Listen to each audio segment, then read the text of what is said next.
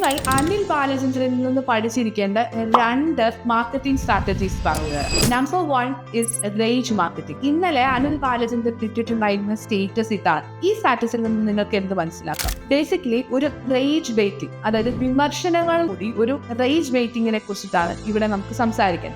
ഇത് എന്താണെന്നറിയാൻ നിങ്ങളുടെ വ്യൂവേഴ്സിന് ഒരു ദേഷ്യമോ ആൻസൈറ്റിയോ അതല്ലെങ്കിൽ ഒരു പേടിയോ ഉണ്ടാക്കിക്കൊണ്ട് മാർക്കറ്റിംഗും ബ്രാൻഡും ചെയ്യുന്നതിനെയാണ് നമ്മൾ റേജ് വെയിറ്റിംഗ് എന്ന് പറയുന്നത്. വെറും 2000-3000 വ്യൂസ് ഉണ്ടായിരുന്ന അനിൽ ബാലചന്ദ്രന്റെ യൂട്യൂബ് ചാനലിൽ 60,000-25,000 വ്യൂസ് ഈ റേജ് വെയിറ്റിംഗ് കാരണം കഴിഞ്ഞ കുറച്ച് ദിവസങ്ങളായിട്ട് ഉണ്ടാവും. ആൻഡ് രണ്ടാമത്തെ ഫോം ഓഫ് മാർക്കറ്റിംഗ് ആണ് ഞാനിപ്പോൾ ഈ വീഡിയോ ചെയ്യുന്നത്. കറന്റ് പോപ്പുലർ ആയിട്ടുള്ള ഒരു ടോപ്പിക്കിന് ഞാൻ വീഡിയോ ചെയ്യുന്നത് വഴി ഞാനൊരു മൊമെന്റ് മാർക്കറ്റിംഗ് ആണ് ചെയ്യുന്നത്. അതായത് ആളുകൾ ഈ സമയത്ത് ഈ ടോപ്പിക്കിനെ കുറിച്ച് അറിയാൻ താല്പര്യപ്പെടുന്നതുകൊണ്ട് അവർ ഈ വീഡിയോ കാണുകയും ആ വീഡിയോ അതുവഴി എനിക്ക് വ്യൂസ് കിട്ടുകയും എന്റെ ബ്രാൻഡിംഗ് കപ്പാസിറ്റീസ് വർദ്ധിപ്പിക്കുകയും ചെയ്യാൻ പറ്റുന്നതിനെയാണ് നമ്മൾ മൊമെന്റ് മാർക്കറ്റിംഗ് എന്ന് പറയുന്നത്. പക്ഷെ മൊമെന്റ് മാർക്കറ്റിംഗിലുള്ള ഒരു ചെറിയ പ്രശ്നം എന്താണെന്ന് വെച്ചാൽ ആ സമയം കഴിഞ്ഞാണ് നിങ്ങൾ ഈ വീഡിയോ കാണുന്നെങ്കിൽ നിങ്ങൾക്ക് യാതൊരു രീതിയിലുള്ള ഇൻട്രസ്റ്റ് ഉണ്ടാവുകയില്ല.